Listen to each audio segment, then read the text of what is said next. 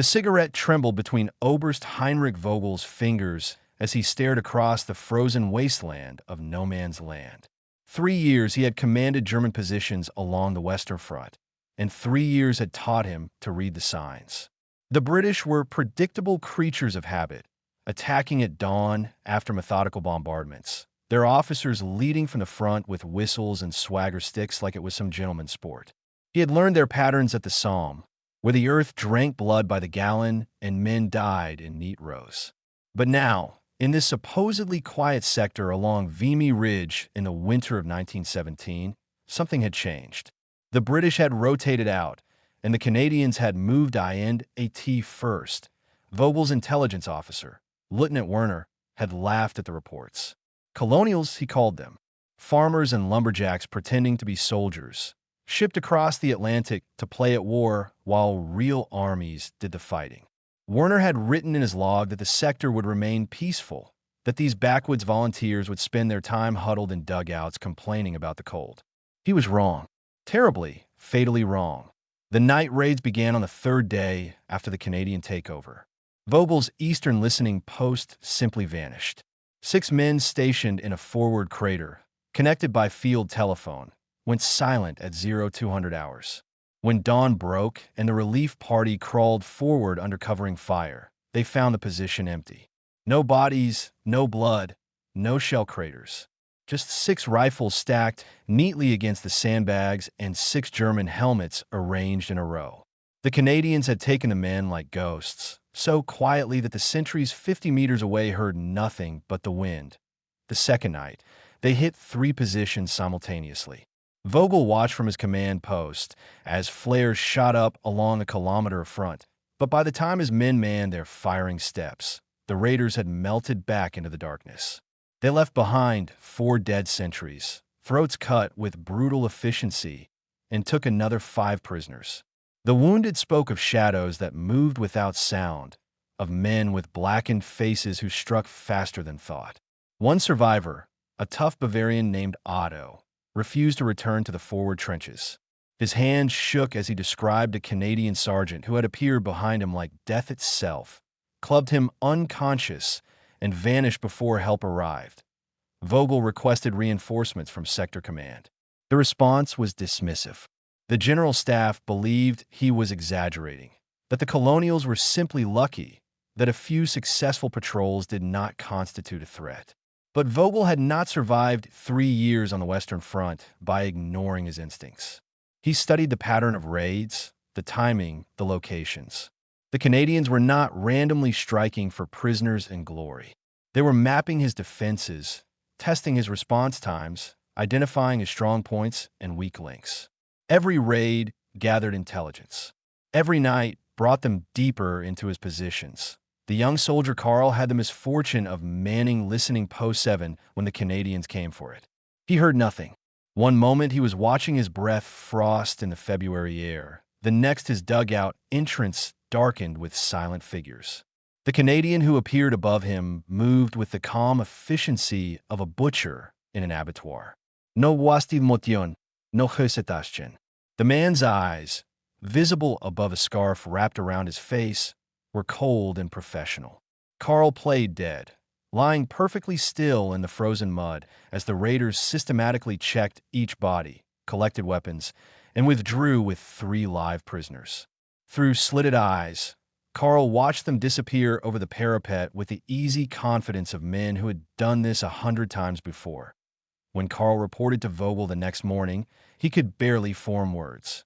The Oberst listened carefully, noting every detail. The way they moved without sound, their weapons wrapped in cloth to prevent metallic clicks, their practiced hand signals, their absolute discipline. These were not enthusiastic amateurs. These were hunters, and they had been hunting since before they could walk in the frozen forests of their distant homeland. Werner tried to maintain his dismissive attitude, but even he grew nervous as the raids continued. A week passed, then 2. The German trenches, which had been relatively comfortable for months under British occupation, became places of dread. Men dömt åt shadows. Sentries fired at nothing, wasting ammunition on wind-blown debris and imagination. Sleep became impossible in the forward positions. The Canadians owned the night, and every soldier knew it. Vogel barely slept anymore. He studied his maps by candlelight, trying to predict where they would strike next, but the Canadians varied their patterns. Sometimes they hit the same position twice in 3 nights. Other times they avoided an area for a week before returning. The psychological warfare was masterful. His men were exhausted, demoralized, constantly on edge. And worst of all, Vogel knew this was just the beginning. The raids were not the main event. They were preparation. The Canadians were learning everything they needed to know about his defenses, and when they were ready, when they had mapped every bunker and timed every patrol, they would come in force. Something terrible was building across that frozen waste, and Heinrich Vogel could do nothing but wait for the storm to break. Lieutenant Thomas Brennan crawled through the mud behind Canadian lines, his hands black with dirt and his breath fogging in the March cold. Before him stretched an exact replica of the German trenches on Vimy Ridge, recreated in painstaking detail from aerial photographs, prisoner interrogations, and the intelligence gathered during those brutal night raids. Every bunker, every firing step, every communication trench had been mapped and rebuilt here, 3 kilometers behind the front. This was not training. This was rehearsal. The Canadian Corps had learned bitter lessons watching British and French armies throw men at German machine guns for 3 years. At the Somme, 60,000 British soldiers fell on the first day, many cut down before they crossed their own parapets. The generals called it courage. The survivors called it murder. The Canadians, arriving fresh but not naive, decided there had to be a better way. They would not waste their men's lives on glory. They would study war like engineers study mathematics, breaking it down into problems that could be solved with preparation and precision that Brennan's platoon practiced their assault for the 100th time. They knew every step. When they reached the German front trench, they would roll left, not right, because intelligence reported a machine gun nest 40 meters to the right. When they cleared the first line, Corporal MacDonald would lead 5 men to neutralize the concrete bunker at map reference J14, while Sergeant Leclerc took the rest to secure the communication trench leading to the second line. If Brennan fell, MacDonald took command. If MacDonald fell, Leclerc knew what to do. If Leclerc fell, even the newest private understood the plan. There was no room for confusion. Confusion killed men. The platoon reflected the vast emptiness of Canada itself. MacDonald was a Scots trapper from the Yukon who could move through forest without breaking a twig. Leclerc came from the lumber camps of Quebec, a hard man who spoke rough English and could work 20 hours straight without complaint. Private Jensen was a Ukrainian farmer from Saskatchewan who had survived winters that killed cattle standing in their fields.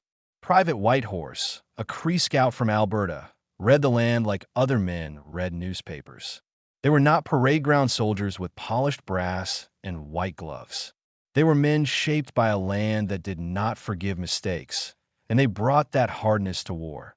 Between rehearsals, Brennan studied the detailed maps spread across tables in the command dugout.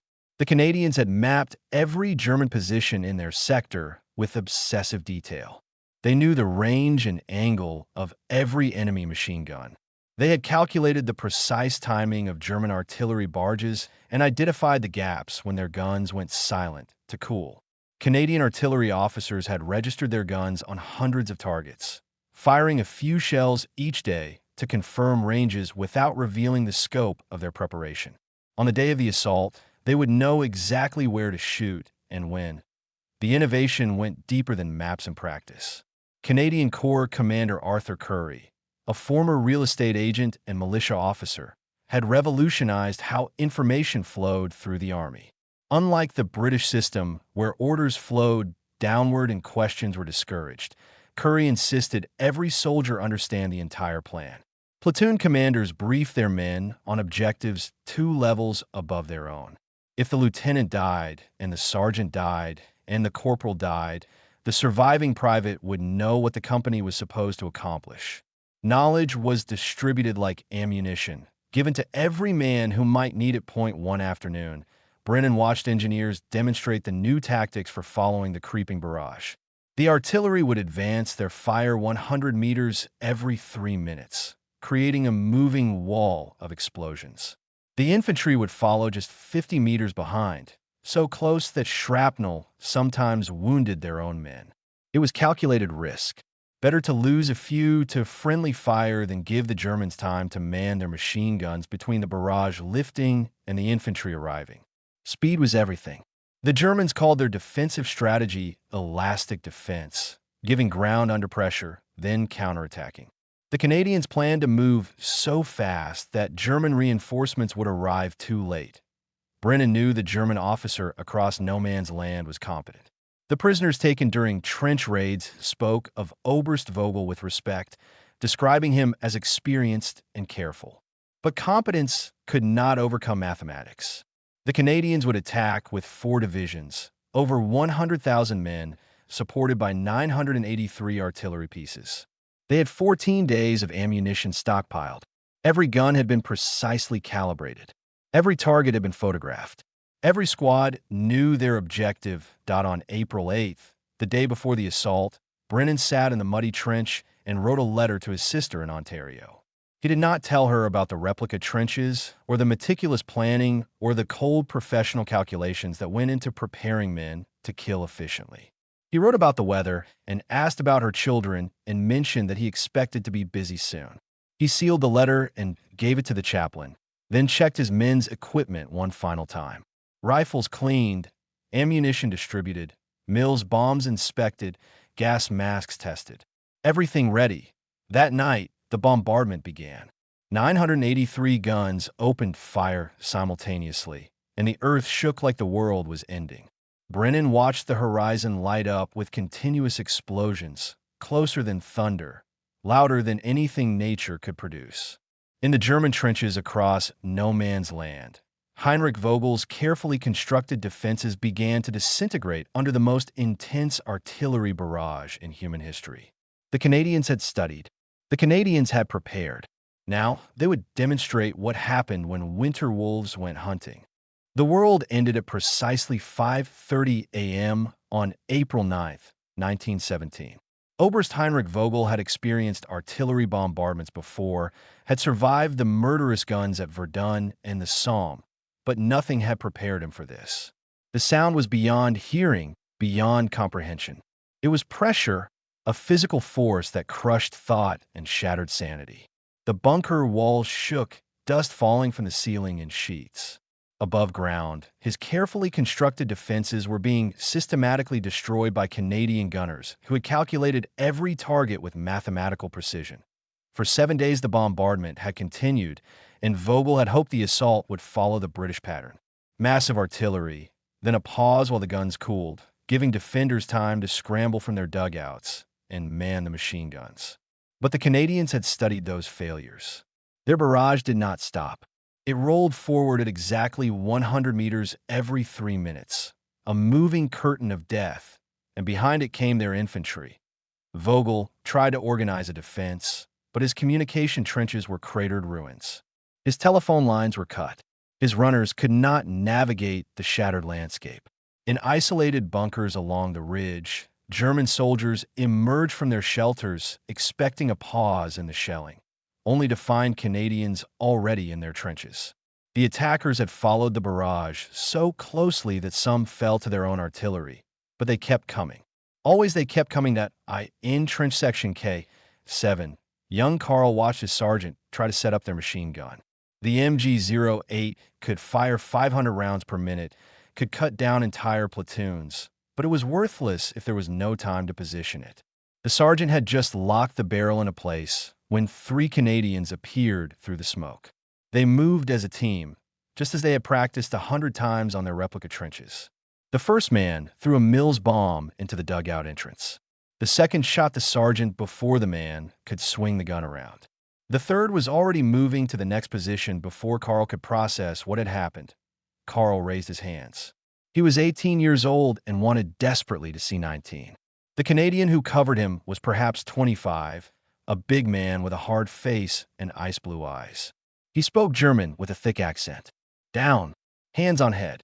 Carl obeyed, and the Canadian moved on without bothering to search him. There was no time for prisoners now. That would come later. The assault had a schedule, and these men followed it with mechanical precision. Lieutenant Brennan's platoon hit their first objective exactly on schedule.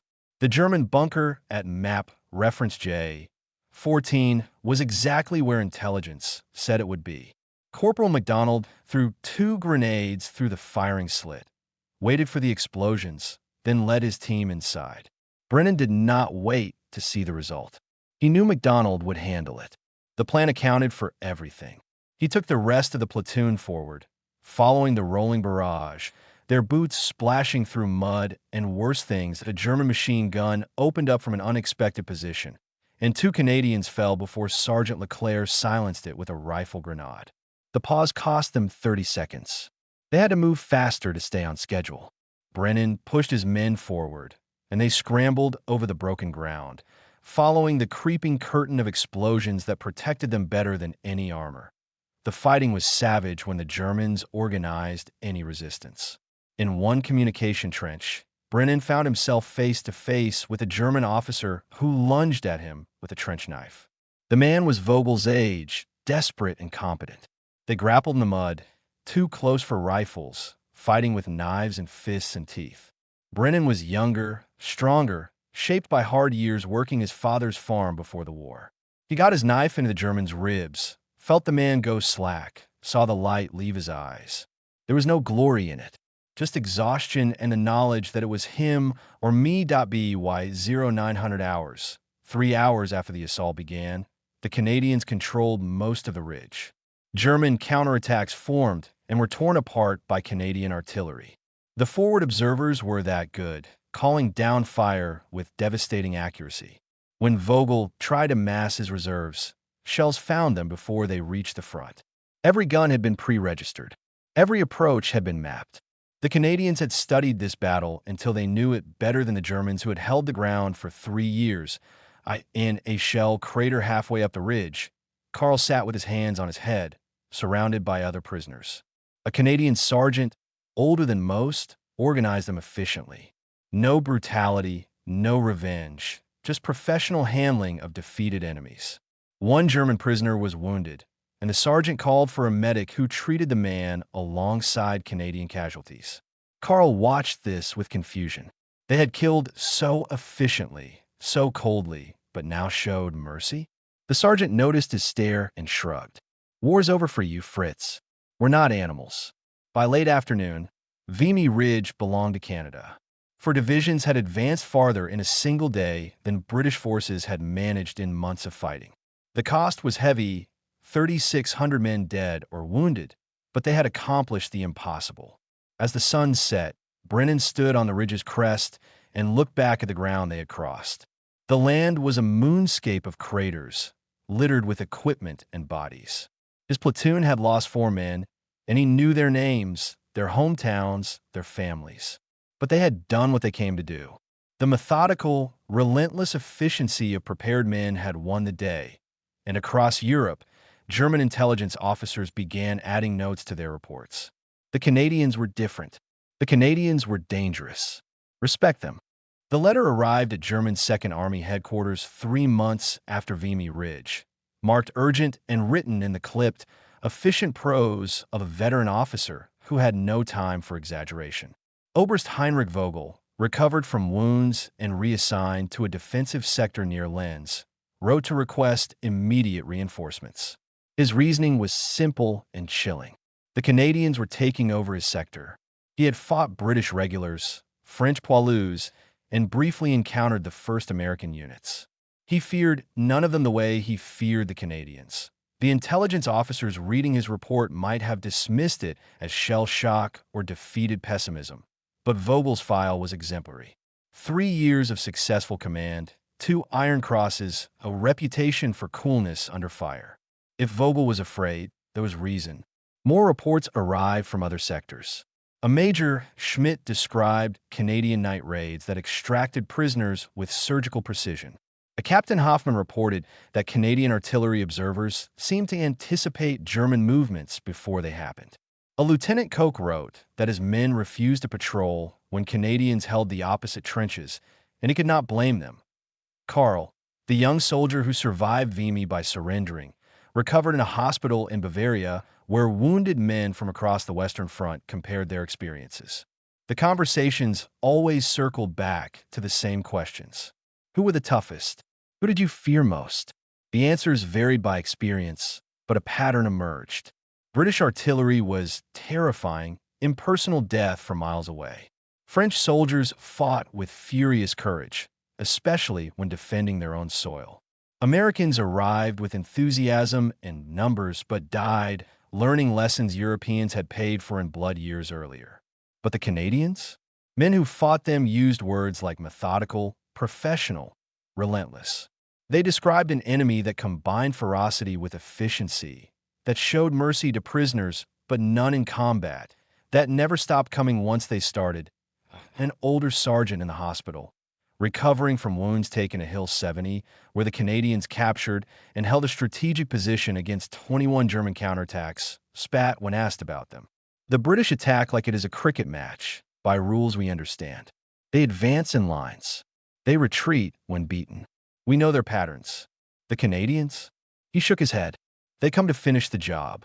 They do not care about rules or honor or glory. They want to win and go home. That makes them the most dangerous enemy on the Western Front. Lieutenant Brennan, now a captain after losses among his superiors, found himself training new replacements in the autumn of 1917. The Canadian Corps was becoming the shock troops of the British Empire, called upon for the hardest tasks. They would attack at Passchendaele, at Amiens, in the brutal final offensives of 1918. Brennan explained to the new men what made them different, not because they were naturally better soldiers, but because they had learned to treat war as a craft rather than an adventure. "We are a long way from home," he told them, standing in the mud behind the lines. "We did not choose this war. We did not want this war. But now that we are here, we will do it properly. We prepare, we train, we execute. We do not waste lives on gestures. We do not charge machine guns for glory. We use our heads as much as our rifles. The Germans respect us because we respect war itself. We understand that courage without planning is just a fast way to die." The men listened, and Brennan saw in their faces the same hard pragmatism that had brought the Corps through Vimy. They were farmers and loggers and miners, men who understood that nature killed the careless and rewarded the prepared. They brought that frontier mentality to the trenches, and it made them formidable. WWII late 1918. As the war ground toward its end, German intelligence had created special designations for sectors held by Canadian forces. They moved their best divisions to face them, knowing that where the Canadians attacked, the line would break. At the final battles of the Hundred Days Offensive, the Canadian Corps advanced faster and farther than any other Allied formation, smashing through the Hindenburg Line and liberating dozens of French and Belgian towns. Vogel survived the war, surrendering to British forces in November 1918 when the armistice came. He was interviewed afterward by German military analysts trying to understand what had gone wrong, how the army that dominated Europe in 1914 had been ground down to defeat. When asked about effective enemy forces, Vogel did not hesitate. The Canadians, he said, represented something new in warfare. They were not professional soldiers in the European sense, bound by tradition and class. They were citizen soldiers who brought skills from civilian life and applied them to military problems. They adapted quickly, learned from mistakes, and shared information freely across ranks. They were winter wolves, Vogel wrote in his final report. Patient, fierce, hunting in packs. They respected war, and so we learned to respect them. Not from fear alone, though we feared them, but from recognition that they had mastered the craft of soldiering while never losing sight of why they fought. They wanted to end the war, not perpetuate it. That clarity of purpose, combined with meticulous preparation and frontier toughness, made them the most complete soldiers I encountered in 4 years of combat. Karl, reading that report years later while studying at university, remembered the Canadian sergeant who had spared his life in a shell crater. "War's over for you, Fritz. Count yourself lucky." He was lucky. 70,000 Canadians were not. They died in a foreign war, on foreign soil, but they earned something rare and valuable: the respect of their enemies. Not just fear, but genuine professional respect for men who understood war intimately. That respect, born in the frozen mud of Vimy Ridge and proven in 100 battles afterward, became their lasting legacy. They came not as conquerors, but as finishers of a terrible job, and they did it so well that even those who fought them could not help but acknowledge their deadly competence.